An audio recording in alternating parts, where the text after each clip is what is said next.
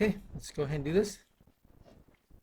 So we want to calculate the slope of the line. The slope is going to be your growth rate for every 1 unit, but of course in this case we don't have 1 unit. 1 unit would be that much. Okay, so it doesn't look like we can figure out the growth rate because that's too small. So sometimes it's helpful to have it on a bigger um, on a bigger scale. So for example, you have 2 points here. One is at -5, 0, and then the other one is at, looks like it's at 6 and 4, right? So we're going to go ahead and draw our slope triangle.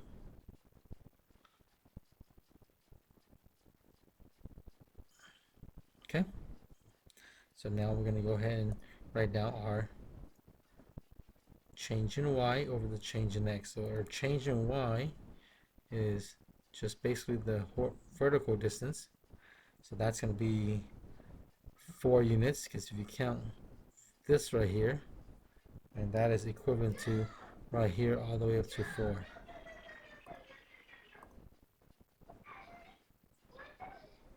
So the change in y is 4, and change in x is going to be from here, and that distance is 5, because right here is 5. Then we have another 6 right here, so that total is going to be 11. So change in x is going to be 11. All right, so our slope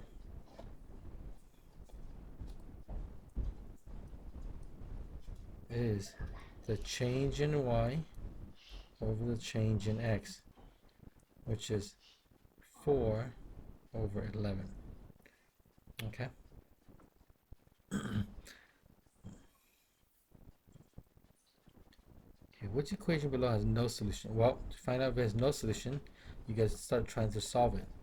This first one, I'm going to go ahead and do 4 times x and 4 times 1. Okay, so 4 times x is 4x. 4 times 1 is 4. That's going to equal 2x plus 4. Right. And when we try to solve this, we go ahead and subtract 2x. Subtract 2x. Okay, which is going to, we're going to go ahead and be able to simplify this down to nothing, right? And 4x minus 2x is 2x plus 4. That's going to equal 4. And then we're going to go ahead and inverse this plus 4 by doing subtraction of 4. So that plus 4 and minus 4 is going to cancel. And we're left with 2x equals, and 4 minus 4 is 0. We'll go ahead and finish this off by inversing the times 2, which is division by 2. And by doing that, the 2 is going to simplify down to 1. And we get x is equal to, and then you're going to figure out what 0 divided by 2 is, and that's 0. So this actually does have a solution. The solution is 0. X equals 0. Okay, second one. Go ahead and try to simplify this down. Right, so it looks like you can put the 4 and then, the 9 and the 2 together, which makes 11 minus 5x.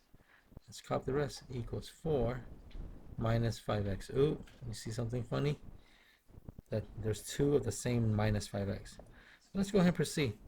Okay, let's go ahead and just keep going with it. So I'm going to do the inverse of plus 5x and plus 5x. Okay, what's going to happen is your minus 5x and plus 5x is going to cancel. And over here also, they're exactly opposite. So what do we have left is 11 equals 4. And in this case, 11 does not equal 4. Right? And because 11 does not equal 4, we can say this one has no solution. Okay, because there is no variable left over. Alright, so that's the first two. Back page. Write the domain and range from each graph. So this is a review from the first chapter. So for part A, the domain is going to be how far left to how far right. So if you look at this, what's the furthest left it goes? So it goes as far left as -5. You see that? So domain is left to right, and it goes as far as -5. You can see right here, you can still see a little bit of it. Right, so -5, but it doesn't include -5 because it has an open dot right there. So the domain is going to start off at -5, but it's not going to include it. So we're going to start it like that. So -5 is less than x. And then the other part of the domain is how far right does it go. So you can see that it goes to 3. You can see it. You can see the graph though. It goes to -2, goes to -1, goes to 0. And you can see it goes all the way to 1. And after 1, you don't see anymore. So that means that it only goes as far as 1 on the domain, which is the x value. Okay, and you can see that there's a big dot right there, which means that it does actually go to 1. So we're going to go ahead and do it less than or equal to, and then that's 1. Okay, the range is going to be how far down. So if you look here, you can see the graph, and we're going to go down. So what's the furthest down we can go? That's -1, -2, -3, and -3 is the last time you'll see it, right? And because there's a line, that means that it's a solid dot. Okay? If you see a line, it means that you have solid dot there. So the range, it starts off at -3, and since it actually goes to -3, you're going to put a less than or equal to, and these are y's. Okay? And then we're going to find out how far up does this grow. Okay, so here's a graph again, and we're going to go, here's -3, you can still see it, so keep going. -2, you can still see it. -1, still see it. 0, and then here's 1, and you can look at 1, that's the last time you'll see it. Okay, but 1 has 2 points. It has an open point and a closed point. All right, we're going to go ahead and use the closed point, because if one's open and one's closed, the closed one's going to win over, because the closed one means that it's there. The open one means it's not there, and if it's not there and it's there, then that means it's really there. Okay, so that means it's actually there, and it's there at y equals 1. So we're going to go ahead and finish it off by writing less than or equal to 1. Okay. Okay, letter B, domain again. So if you want, you can kind of set it up. You can set it up as x and then less than and less than, and then if they're equal to, then you can write the underline. And on the range, you can write y, and then less than and less than. And if it's equal to, you can write the underline as well. Okay, but let's look at the domain. Let's look at how far left does it go. So as far, you can go as far left as, and you see that arrow? That means it's going to keep going and going and going. So it's going to go as far left as you can see, which means that it is at -infinity. And you can't actually reach -infinity, so I'm not going to put a little underline. Okay, so no underline, just -infinity, that's all. And then on the right hand side, how far right can we go? See it? We can go as far right as, and look, as 0. Oops, I don't know what happened. Oh, not sure what happened there.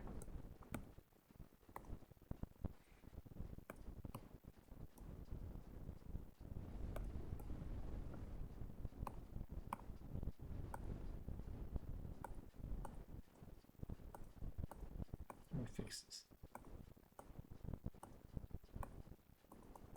Oh. Yeah, not sure where my shader's on. Where's it at? Is it hiding somewhere? Well, it looks like it's gone. Anyways. Okay, so it's going to go as far left as -infinity, and it's going to go as far right as, and you can see that it's going to stop at 1, and it actually has a point at 1. So we're going to go ahead and do underline. Oh, for some reason it's not working right here.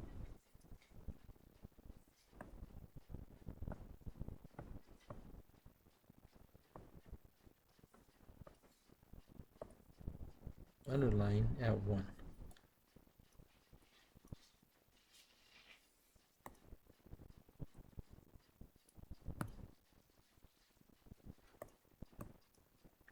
Yeah, something happened here.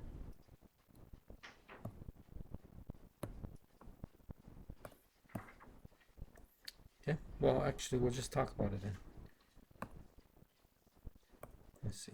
So this works. Oh, see what happens? Let's restart it.